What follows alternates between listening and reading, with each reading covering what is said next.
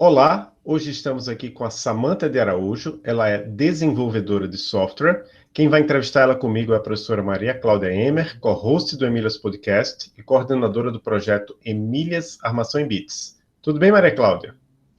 Tudo bem, Adolfo?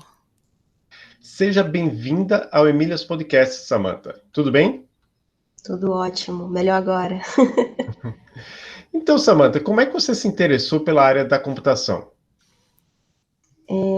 Eu me interessei, na realidade, minha mãe me jogou nessa área, né? Então, eu gostava muito de música, e aí chegou uma fase da minha vida que minha mãe falou assim: olha, a música não vai te dar futuro, e me colocou num curso de informática, aqueles básicos de pacote Office, sabe? E, e aí no curso eu tinha mais ou menos uns 14 anos, e eu fui me destacando na turma, e até coisas mais complexas como o Excel e esses tipos de software assim, eu conseguia me destacar mesmo do pessoal que já estava trabalhando, sabe? E aí o professor, na época, né, o professor, o instrutor, virou para minha mãe e falou assim: olha, acho que ela tem um potencial aí nessa área, e me colocou para fazer o curso de montagem e manutenção de computadores. Consegui também me destacar na turma, e aí logo assim que eu terminei o curso, eu já fui fazer a formação do ensino médio, já como técnico em informática. E aí eu fui mais a fundo e fui entendendo mais o que era programação. Mas eu só fui realmente entender que era essa a minha área quando eu trabalhava numa papelaria e eles não tinham sistema de estoque e tinha um livro de Visual Basic numa estante. Eu fui lá, peguei esse livro, comecei a ler e fiz o sistema de estoque da empresa integrado com a parte de pagamento.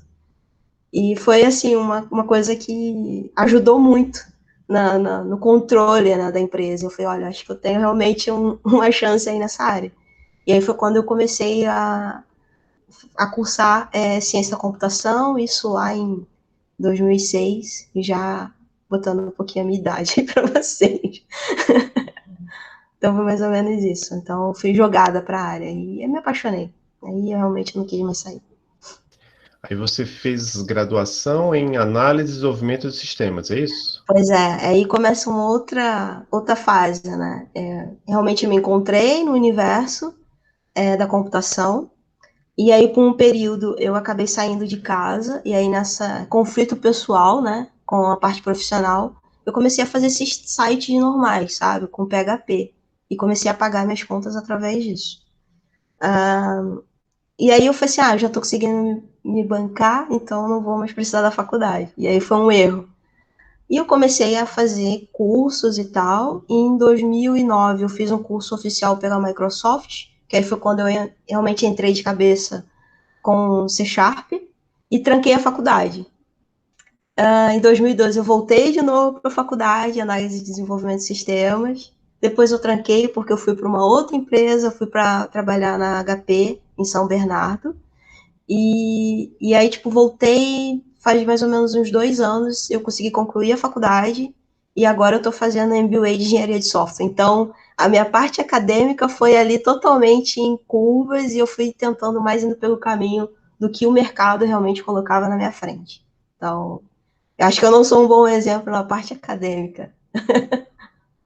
Olha, eu discordo um pouco, porque pelo menos você concluiu. A gente tem vários casos, até bem-sucedidos, de pessoas que têm uma carreira de sucesso e não chegaram a concluir seu curso.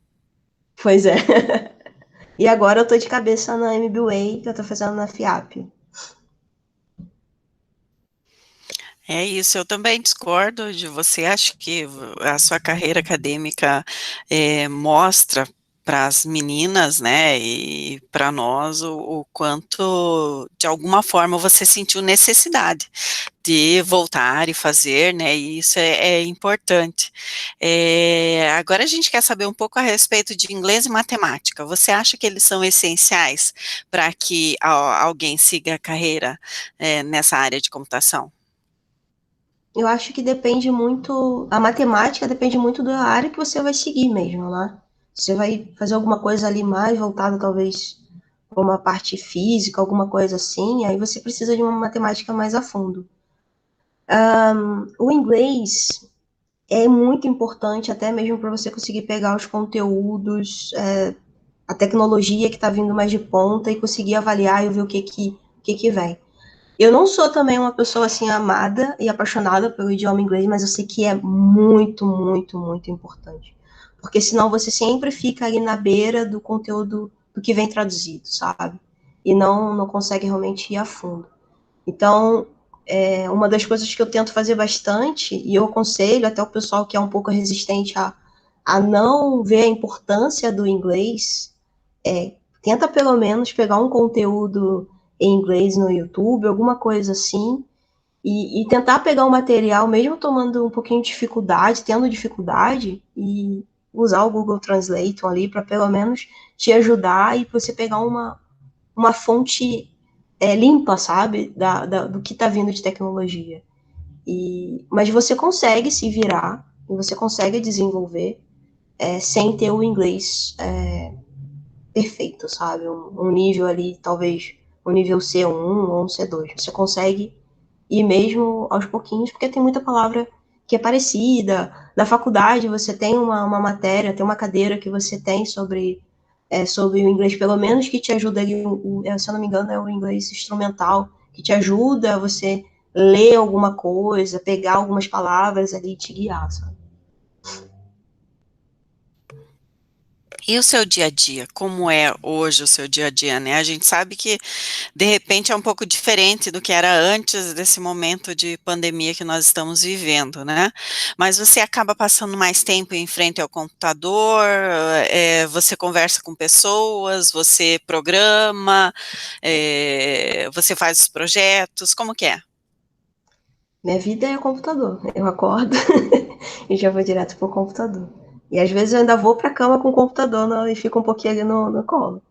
Em pandemia é isso, né? Como eu tô fora do país também, então acaba que para conversar com a família é através do computador. Então, tudo é no computador agora, né? Até para ver seriado, tudo, para programar, tudo acaba sendo no computador. Não tem muito para onde fugir.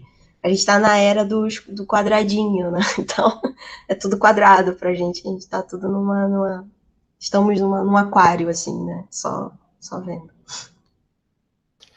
E você enfrentou dificuldades na época de escola ou agora no trabalho, nos últimos anos, talvez em empregos anteriores, por ser mulher?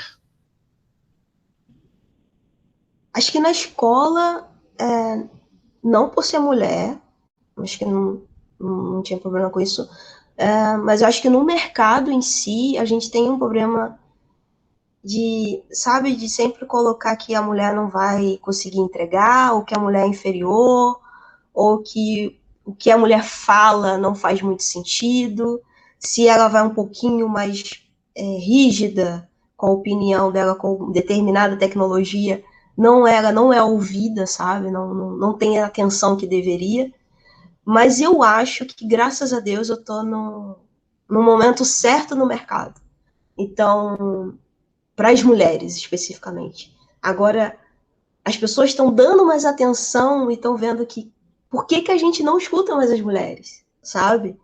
Por que a gente tem esse questionamento? Por que a mulher não pode ter um cargo alto dentro da empresa? Sendo que agora a gente acabou recuperando também coisas da história que, cara, a mulher participou também da evolução industrial, sabe? Na Segunda Guerra Mundial com algumas tecnologias. Então, assim, eu acho que eu estou no momento certo. E isso é o que importa, assim. Então, eu estou basicamente falando assim, que o que foi para o passado foi, se a gente não tinha essa chance, né, de ser escutada, agora a gente já tem. E sim, infelizmente, voltando um pouquinho no trabalho, tem um pouco dessa dificuldade das pessoas não conseguirem me ouvir ou não levar muito a sério a minha opinião. Às vezes dá um pouquinho de. A gente fica um pouquinho triste, né, com isso, não é uma coisa legal, mas eu tento falar: amanhã vai ser melhor. Hoje foi assim, mas amanhã vai ser melhor. Muito bom. E a gente viu que você atua como desenvolvedora em Portugal, trabalhando para uma empresa do Brasil, é isso? Exatamente. Como é que Exatamente. surgiu essa oportunidade? Como é que você foi parar aí? Então, acho que tem que voltar um pouquinho, assim, né? Quando eu estava trabalhando Eu sou do Rio, eu não fiz a introdução, então eu sou carioca. E quando eu morava no Rio, eu achava que o Rio de Janeiro era o melhor lugar do mundo. Eu nunca queria sair de lá e achava que nunca iria sair. E aí pintou uma oportunidade de eu ir morar em São Paulo e trabalhar em São Paulo, que era dentro da HP, com um projeto para o Banco Itaú. E quando eu cheguei lá, eu vi que não é só isso, né? O mundo é enorme, tá? E várias conversas com várias pessoas, o pessoal falava muito de intercâmbio, que já tinha feito trabalhos fora do Brasil e tal. Isso me despertou o interesse de conhecer outras coisas. E aí eu fiz um intercâmbio para Dublin. Eu fiquei pouco tempo, foi um mês e pouco. E aí eu realmente vi que, nossa, existe outra vida, sabe, além do Brasil, e é interessante e agrega conhecimento para a gente. E quando eu voltei para o Brasil, depois que acabou o intercâmbio, eu fiquei com essa inquietude de sair da zona de conforto do Brasil e tentar uma vida nova em outro lugar. E ainda no Brasil, eu prestei um processo seletivo para uma empresa aqui em Portugal, que eu fiquei nela até ano passado. Foi assim, eu trabalhei nela durante 3 anos, foi interessante para mim, só que chegou uma hora que não estava me agregando muito conhecimento, porque eu não tinha muitos desafios, então eu estava trabalhando sempre com a mesma coisa. E aí eu preferi sair e riscar outra coisa. E aí eu conheci uma empresa, a chamada Árvore, que me colocou de frente com uma nova tecnologia que é o Elixir. E aí eu me apaixonei pela tecnologia e eu tô nessa tecnologia até hoje, tô sempre querendo, para onde que eu vou, eu sempre quero colocar essa tecnologia, porque eu acredito muito nela. E por isso, porque como aqui em Portugal não tem tantas oportunidades com Elixir, eu optei de estar trabalhando para o Brasil e fazendo esses projetos com a tecnologia. Fiz o contrário, né? Que a maioria do pessoal faz. E agora a gente quer saber um pouco a respeito do mercado em Portugal, né, na área da computação para mulheres, como que é, né? E também se as equipes, elas são formadas pensando na diversidade, sabe? Não somente de gênero. Uhum.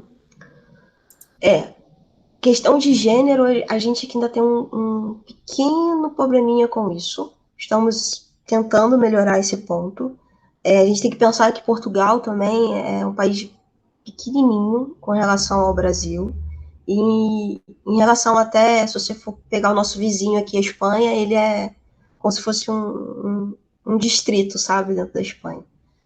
Então, muitas empresas estão pensando e estão investindo aqui em Portugal por conta disso, e está tendo uma migração enorme de mão de obra brasileira para cá.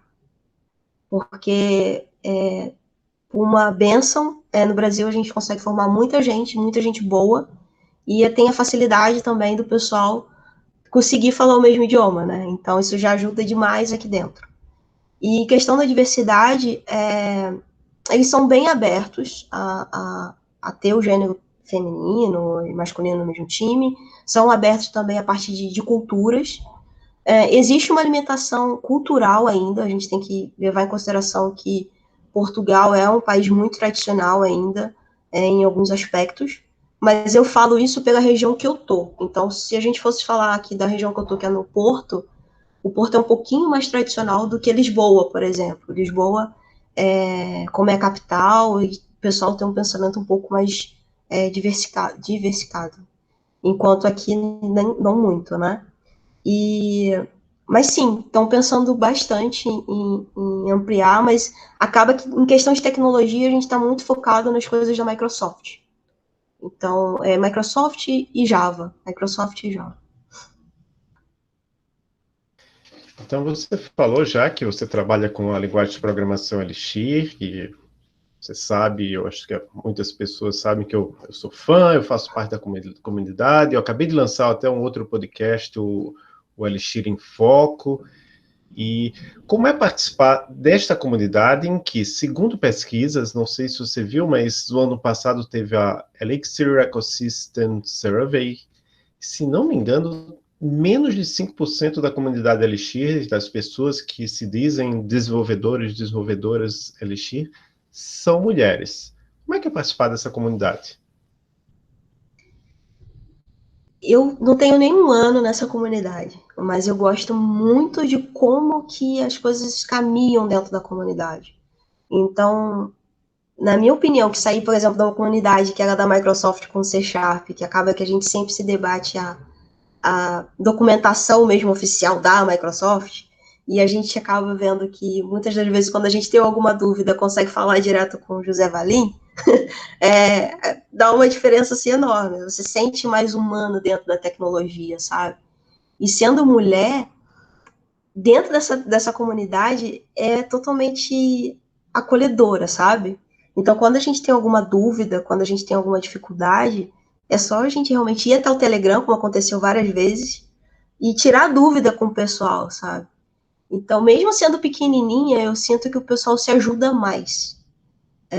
Por exemplo, tem uma empresa que começou agora também a fazer um curso voltado mais para a Elixir, e no Discord a gente consegue interagir muito mais do que se fosse uma outra, sabe?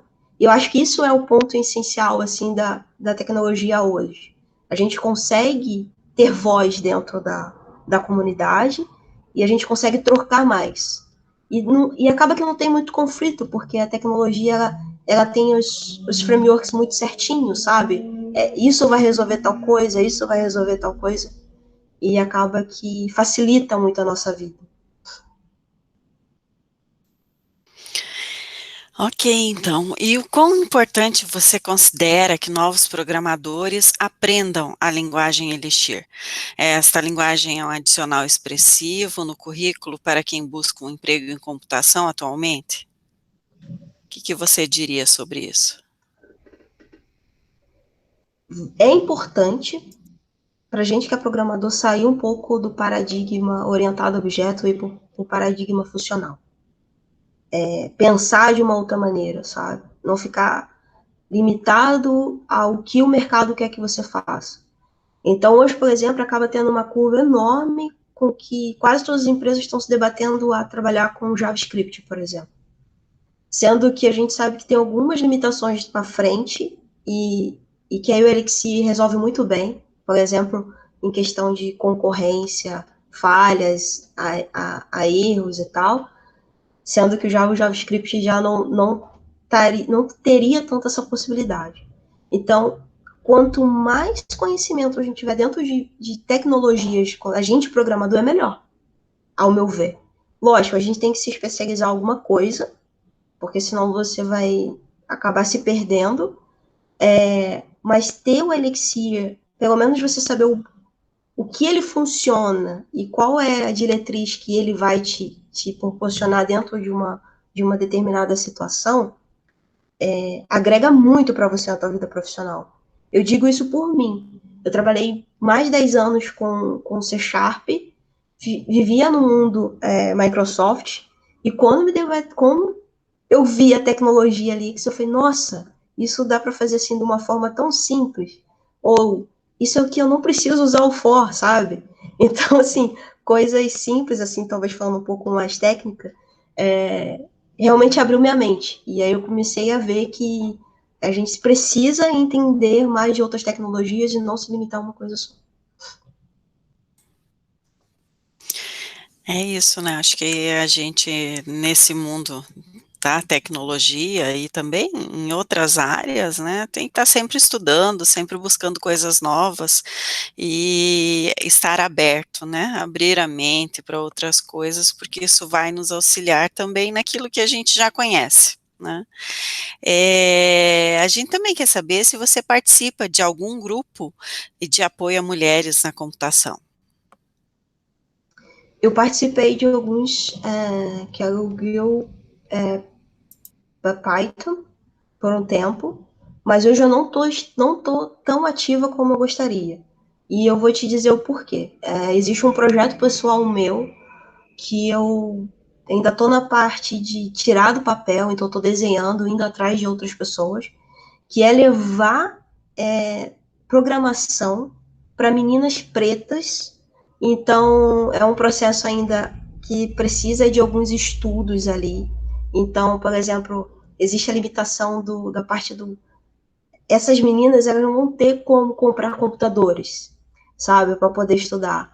Então, o projeto inicial, a ideia inicial é como eu consigo entregar um equipamento para essas meninas conseguirem estudar em casa. Então, a primeira ideia, assim, que eu estou tirando e quebrando a cabeça é usar, por exemplo, o Raspberry Pi para conseguir levar isso, porque acaba sendo um computador mais barato ali, né, para elas.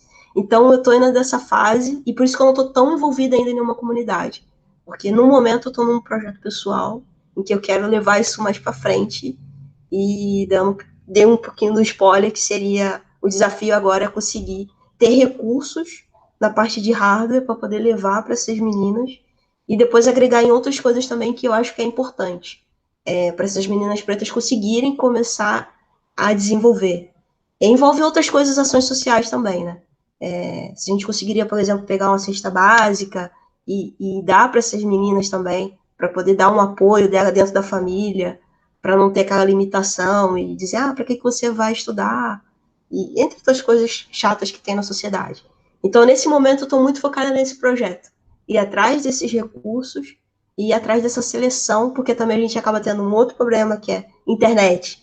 Essas meninas não vão ter internet, então não basta também eu só dar o Raspberry Pi para ela, por exemplo, e não dar uma forma delas conseguirem entender e conseguirem ali estudar, sabe? Então eu estou nessa parte do projeto. Eu aproveito e falo de dois projetos que já estiveram aqui. Na verdade, um não esteve aqui. A Carla Vieira esteve aqui, que é o Perifacode, não sei se você conhece, que também é para apresentar, né, a computação para as pessoas da periferia. E agora, na verdade, não tinha, quando a gente entrevistou ela, assim, o Perifacode, a gente entrevistou aqui a Carla Vieira, e do Afroia, né? É um projeto novo da Andresa, eu estou esquecendo o sobrenome dela. Não é Andresa Delgado, é Andresa Rocha, que tem duas Andresas conhecidas no Twitter, e ela está com um projeto agora, Afroia Tech Hub. Talvez, se você fizer uma parceria com esses projetos, talvez dê para... É interessante. Agora eu quero saber se alguma mulher te inspirou em sua carreira. Sim, a minha professora na minha faculdade, quando eu tentei pela segunda vez na Unicarioca, a Gisele Batalha, já dá para ver pelo nome como ela é forte, né, Batalha. Essa professora me inspirou na época pela história dela ter vindo de uma área humilde do Rio de Janeiro, e quando eu conheci, ela já estava indo, se eu não me engano, para o mestrado. E eu achava fantástico a aula dela, assim. A forma que ela ensinava, a forma que ela chamava a atenção. E é uma das pessoas que eu falo assim, quando eu crescer eu quero ser igual a ela, sabe? Ou tentar ser igual.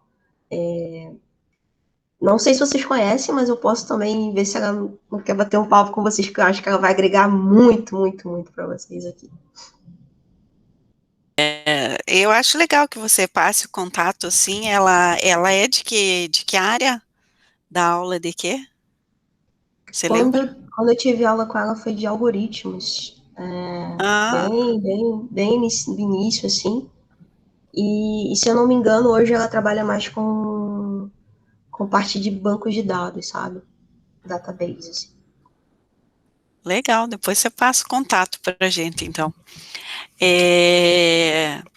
Você quer falar alguma coisa, assim, para as meninas, né, ou mulheres que queiram, de repente, mudar de carreira, que estão pensando em seguir na carreira da computação, como forma de motivação? Sim, mudem, tentem. Trabalhar com informática não é coisa de menino. Talvez na infância as meninas sempre ficaram limitadas a brincar de casinha, a brincar de boneca, a brincar de fazer comidinha. Enquanto os meninos tinham a oportunidade de brincar de jogar videogame, de brincar com coisas criativas. E vocês podem. Basta tentar. Se você tem alguma facilidade com informática, ou se você se sente curioso em alguma coisa, você já está com um pezinho já na informática. Porque, assim, na nossa área, a gente nunca para de aprender. E tem sempre alguma coisa nova. E se você não é bom numa coisinha em programar, você pode ser excelente, por exemplo, em testar. E que também já está ali um pé, sabe? E que pode ser uma porta para você começar a entender como é que funciona as coisas, os processos, e até mesmo depois entrar mais a fundo na parte da programação.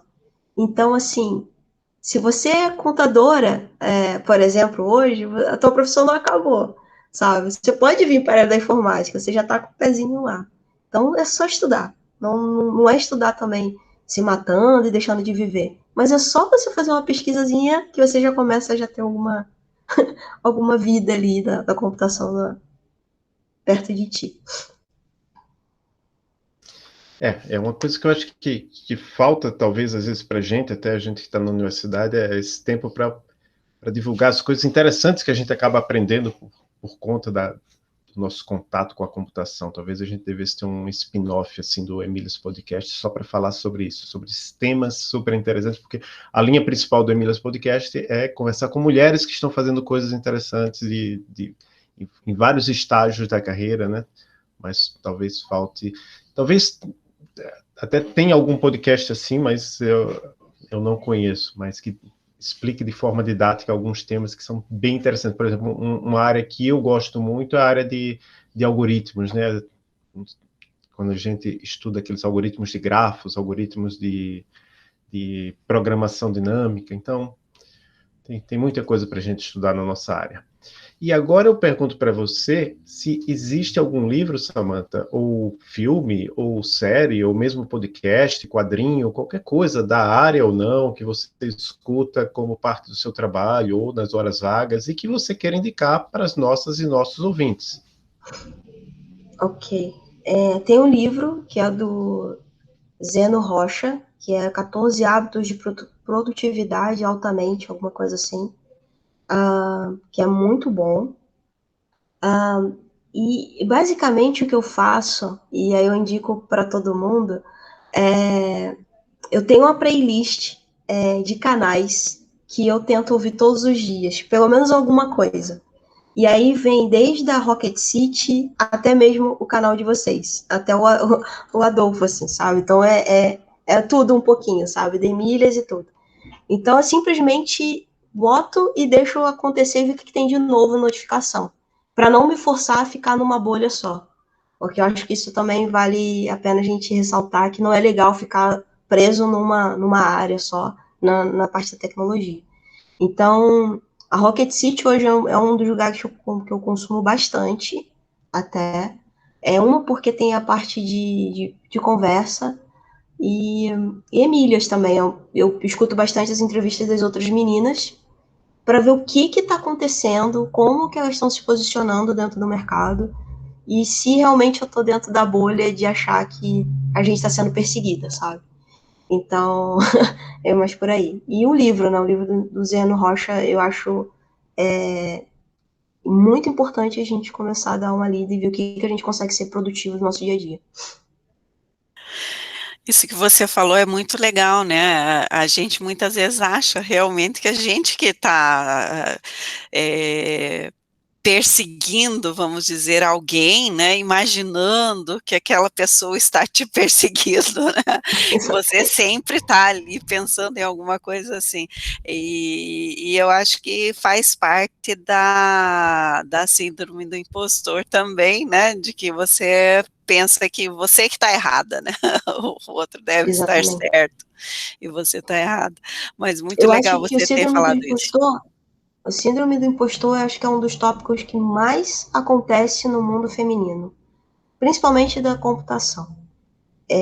Eu vou dar um exemplo no curso que eu faço agora de MBA de engenharia de software. Eu faço parte do grupo das meninas de engenheiras e assim, do grupo, só eu que não sou engenheira formada em formação.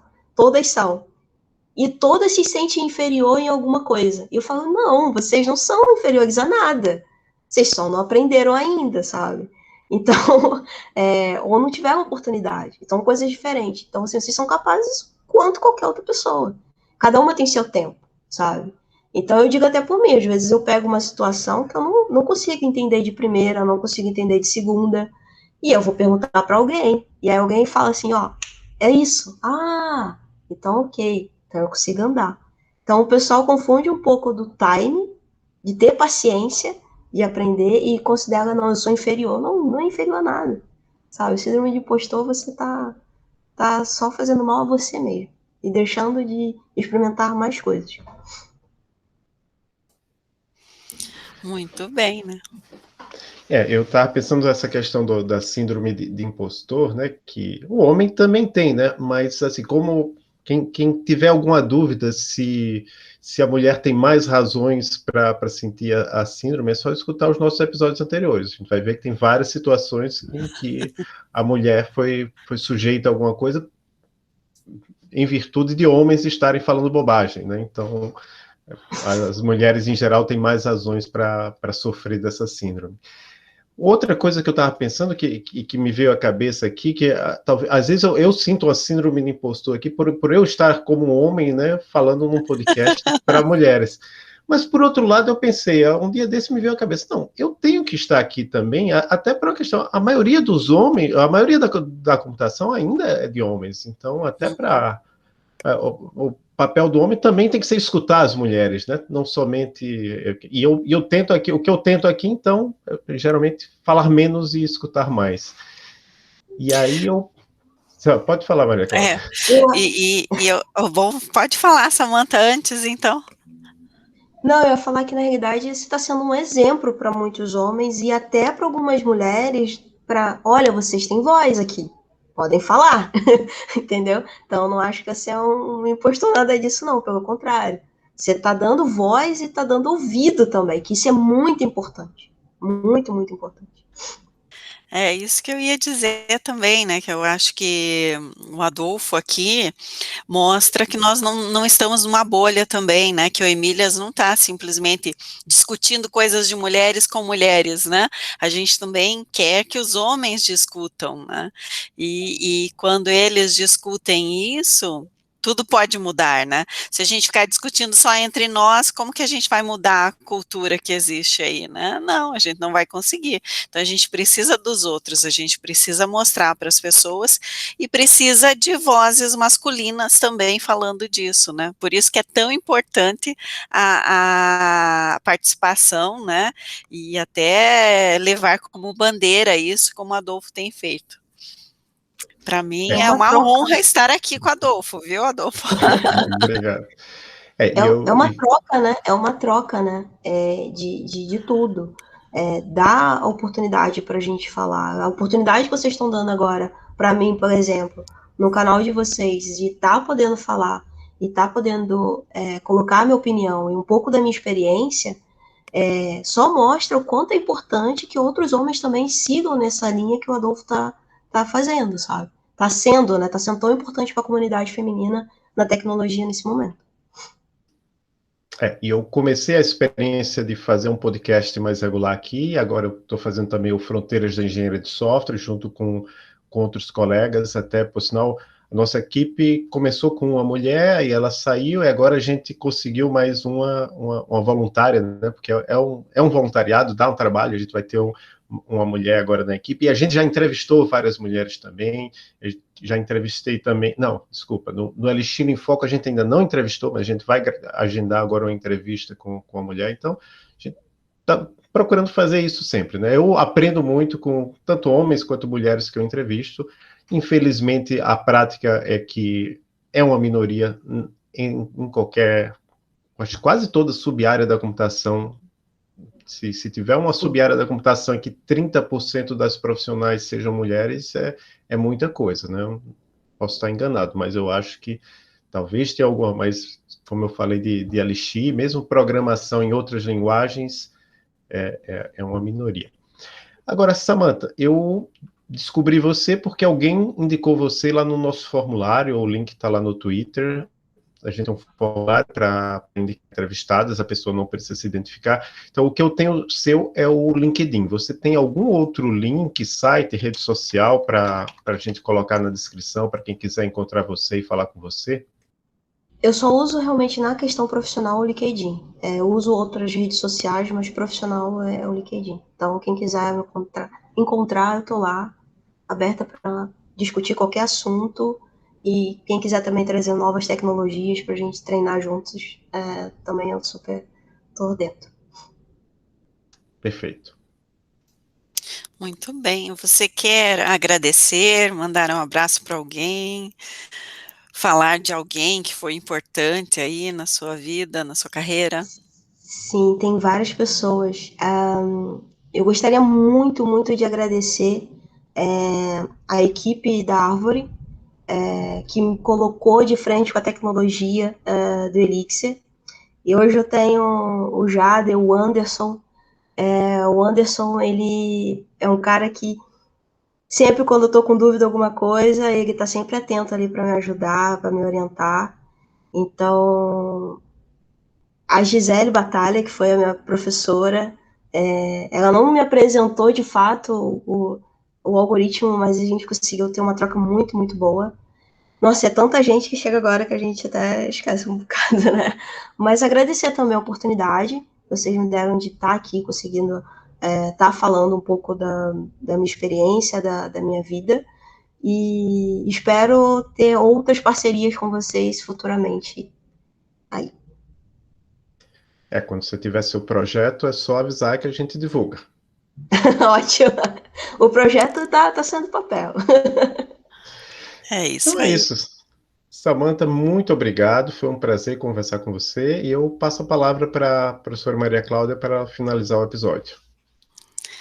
Eu também agradeço, Samantha, muito bom conversar com você, é sempre importante a gente receber, né, essas mulheres tão promissoras na nossa área, né, na área de computação, e ficar sabendo de outras coisas que vocês fazem, que vocês gostam, né, dos projetos, então, estamos aqui sim, parceiros, né, precisando de nós, é só entrar em contato. Muito obrigada por ter aceitado o nosso convite. Obrigada a vocês de novo. Tchau, tchau.